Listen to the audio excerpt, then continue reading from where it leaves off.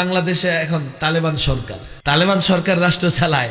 আল্লাহ মুসলমানদের সহযোগিতার দুটো এক্সাম্পল আমাদের দিয়ে দিয়েছেন, এক আফগান, দ্বিতীয় সিরিয়া। তালেবানদের পক্ষে কথা বলার পরে আমার রিমান্ড 1 সপ্তাহ বেড়ে গিয়েছিল, অথচ বাংলাদেশে এখন তালেবান সরকার রাষ্ট্র চালায়। হ্যাঁ, তালেবান সরকার হুজুর। তালেবান মানে কি? ছাত্র। তালেবান মানে কি? এটা আফগানি ভাষা। তালেবান মানে কি? আফগানিস্তানে রাশিয়ার পরে যখন চরম অস্থিরতা তৈরি হয়, তখন মোল্লা ওমরের নেতৃত্বে কিছু ছাত্র দেশকে স্থিতিশীল পর্যায়ে আনার জন্য কাজ করে এবং শেষ পর্যায়ে তারা বিজয়ী হয়ে একটা সরকার গঠন করে ছাত্ররা, যার জন্য সেই সরকারকে বলা হয় তালেবান সরকার। 5ই আগস্টের বিপ্লবের পেছনে ছিল ছাত্ররা, কথা ঠিক না বেঠিক? সরকার গঠন করেছে ছাত্ররা, আবার সরকারের ছাত্রও আছে 3 জন। তাহলে এই সরকার আফগানিস্তানের ভাষায় তালেবান সরকার, কথা ঠিক না বেঠিক? 20 বছর আফগানে বোমা নিক্ষেপ করেছে। হায় হায় হায়, আমেরিকার নেটোর যত প্রযুক্তি আছে সব ব্যবহার করেছে। এক এক বোমায় পাথরের পাহাড় পর্যন্ত উপরে তুলে ফেলেছে। চূড়ান্ত পর্যায়ে যখন আফগানি স্বাধীনতাকামীরা রুখে দাঁড়িয়েছে, আমেরিকা নেটো লুঙ্গি গামছা নিয়ে পালাবার পথ খুঁজে পায় না। কেউ গিয়ে প্লেনের ছাদে উঠেছে, কেউ পাংখায় উঠেছে, কেউ বা কার্গো বিমানের মেজে বসে দেশ ছাড়ার চেষ্টা করেছে। আজকে সিরিয়া দেখো, স্বৈর শাসকের পতন হয়েছে। এগুলো এক্সাম্পল কিসের? যে মুমিনকে আল্লাহ সাহায্য করবেন, কথা ঠিক না বেঠিক? এটাই আমাদের পাওয়ার। ইসলাম ইজ দ্য পাওয়ার, অস্ত্র শস্ত্র পাওয়ার নয়। ইসলাম কতটা পাওয়ার? এক মুহাম্মদ আরবি ইসলামের দাওয়াতি কার্যক্রম শুরু করেছেন। মক্কায় অবস্থা দেখেন, শেষ পর্যন্ত মক্কায় থাকতে পারে নাই, মদিনা চলে গেছে। দুর্বল কিছু মানুষ, ইসলাম শক্তিশালী, যার জন্য একটা সময় গোটা দুনিয়া ইসলাম ছড়িয়ে পড়েছে।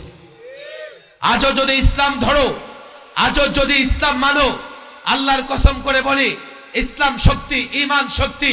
ইসলাম যদি ধরো, ইসলাম যদি মানো, অস্ত্র কম থাকতে পারে, ভূখণ্ড ছোট্ট হতে পারে, ঈমান ইসলাম থাকলে যদি কেউ আমাদের উপর আগ্রাসন চালায়, আমি তো পরিষ্কার বলি, ভারত যদি বাংলাদেশে আগ্রাসন চালাবার চেষ্টা করে, এদেশের এক একটা যুবক এতটা পাওয়ারফুল, ঈমানের বলে বলিয়ান, বাংলাদেশে আগ্রাসন চালালে ভারত টুকরা টুকরা হয়ে যাবে। আলেমদের উপর টর্চার শুরু হয়েছে মূলত 10 থেকে। আমি প্রায় বলি, আল্লামা মুফতি আমিন রাহিমাহুল্লাহকে 21 মাস গৃহবন্দী রেখে তিলে তিলে মৃত্যুর দিকে ঠেলে দিয়েছে তারা। শেষ পর্যন্ত আল্লামা মুফতি আমিন রাহিমাহুল্লাহ গৃহবন্দী অবস্থায় ইন্তেকাল করেন। এরপরে কত আলেমকে গ্রেফতার করা হলো। আল্লামা সাঈদী সাহেব, আমার 13তেও দেখা হয়েছে ওনার সঙ্গে, আবার এবারও ওনার সঙ্গে সাক্ষাৎ হয়েছে। অসংখ্য আলেমকে জেলখানায় পুড়ে দিনের পর দিন নির্যাতন করেছে। 13তে শাহবাগে যখন নাস্তিক মোরতাদ ব্লগাররা আল্লাহর নবীকে নিয়ে কটূক্তি করলো, উম্মাহাতুল মুমিনিন আমাদের মা নবী পত্নীগণকে নিয়ে কটূক্তি শুরু করলো, আর টুপি দাড়িওয়ালাদের রাজাকার বানায়া বানায়া ফাঁসি দিতে থাকলো। নবী প্রেমিক ওলামা প্রেমিকরা শাপলা চত্বরে জমায়েত হলো। শাহবাগে নাস্তিক মোরতাদরা দিনের পর দিন মাস থেকেছে, তাদেরকে বিরিয়ানি খাওয়ানো হয়েছে। আর নবী প্রেমিকরা যখন শাপলা চত্বরে জমায়েত হয়েছে, বিদ্যুৎ বন্ধ করে, ক্যামেরা বন্ধ করে, মিডিয়া ব্যান করে 2.5 লক্ষ বুলেট নিক্ষেপ করে নবী প্রেমিকদের বুক জাজরা করে দেওয়া হয়েছে।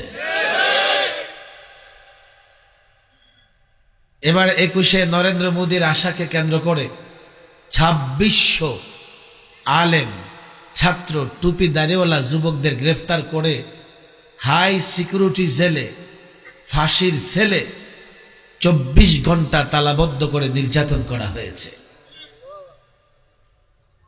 জেলখানায় আলেমদের উপর যে নির্যাতন হয়েছে ভাষা নাই ব্যক্ত করবার।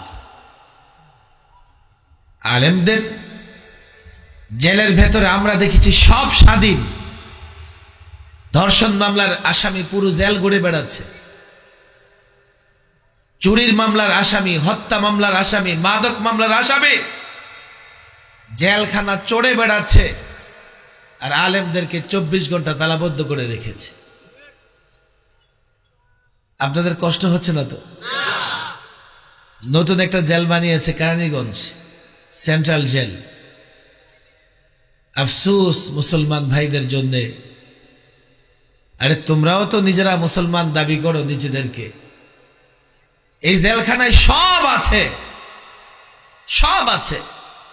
সব কি জানেন?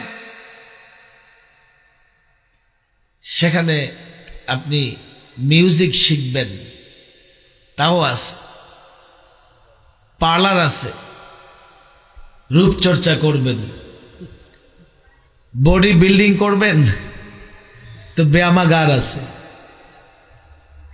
সব আছে। বিশাল দুটা মাঠ আছে, কিন্তু নাই একটা মসজিদ। নামাজ পড়ার জায়গাটাই নাই।